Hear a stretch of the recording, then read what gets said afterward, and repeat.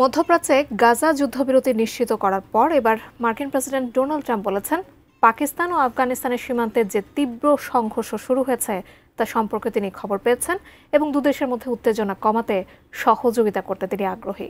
সম্প্রতি সংঘাতে জড়ানো এই দেশ দুটি নিয়ে ইতোমধ্যেই সারা বিশ্বে তোলপাড় শুরু হয়েছে। ট্রাম্পের এই বক্তব্যের পর সবার মনে প্রশ্ন উঠছে, তবে কি গাজার পর নতুন এই সংঘাত থামাতে পারবেন ডোনাল্ড ট্রাম্প? আর এই সংঘাতের শেষই বা কোথায়? বিস্তারিত থাকছে সাদিয়া সিদ্দিকার প্রতিবেদনে। গত সপ্তাহে দীর্ঘদিন ধরে চলা গাজা ইসরায়েলের আগ্রাসন বন্ধে ট্রাম্পের ২০ দফা চুক্তি প্রস্তাবে রাজি হয়ে দুই দেশ যুদ্ধবিরতিতে যায়। সহিংস এই হামলা থামার রেশ না যেতেই আবারও আলোচনায় আসে পাকিস্তান আফগানিস্তানের সংঘাত। এবার সেই যুদ্ধ থামানোর কথা নিয়ে মুখ খোলেন মার্কিন প্রেসিডেন্ট ডোনাল্ড ট্রাম্প। ইসরায়েলে যাওয়ার পথে বিমানবন্দরে সাংবাদিকদের সঙ্গে কথোপকথনে ট্রাম্প দাবি করেন তিনি যুদ্ধ থামাতে ও শান্তি প্রতিষ্ঠায় দক্ষ।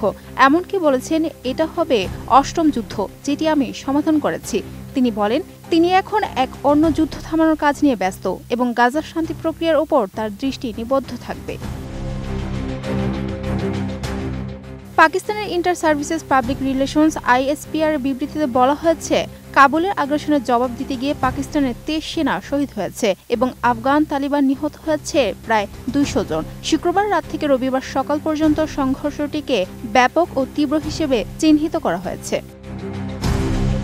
ওয়ালটন এখন দেশের সীমানা পেরিয়ে পৌঁছে গিয়েছে ৫০টিরও বেশি দেশে। ওয়ালটন, ঘরে ঘরে, বিশ্বজুড়ে। গাজা যুদ্ধ বন্ধের পরিকল্পনা নিয়ে ট্রাম্পের মধ্যপ্রাচ্য সফর ছিল স্পষ্ট ও উদ্দেশ্যপ্রসূত। তিনি সাংবাদিকদের উদ্দেশ্যে বলেন, শান্তি প্রতিষ্ঠা করা তার জন্য সম্মানের বিষয় এবং তিনি লাখো মানুষের জীবন বাঁচাতে সক্ষম। নোবেল কমিটির প্রতি পূর্ণ সম্মান জানিয়ে ট্রাম্প উল্লেখ করেন, এবারের শান্তিতে নোবেল ২০২৪ সালের জন্য দেওয়া হয়েছে এবং তিনি বলেন, কিছু মানুষ মনে করছেন ২০২৫ সালে ঘটে যাওয়া কিছু কর্মের জন্যও পুরস্কার বিবেচনা করা যেত।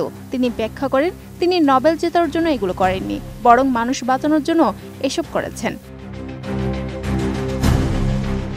চলতি বছরের মে মাসে ভারত ও পাকিস্তান সীমান্তে সংঘর্ষে জড়িত হওয়ার ঘটনা ঘটেছিল এবং ৪ দিন ধরে দুই পক্ষের মধ্যে ব্যাপক তৎপরতা চলেছিল, যা ট্রাম্প প্রায়ই নিজের সমাধানের কৃতিত্ব হিসেবে উল্লেখ করেন। ট্রাম্প নিজে সাংবাদিকদের জানান, ফিরে আসা পর্যন্ত আমাকে অপেক্ষা করতেই হবে। তার এই বক্তব্যে স্পষ্ট যে তিনি আরও পরবর্তী পদক্ষেপ পরিকল্পনা করছেন।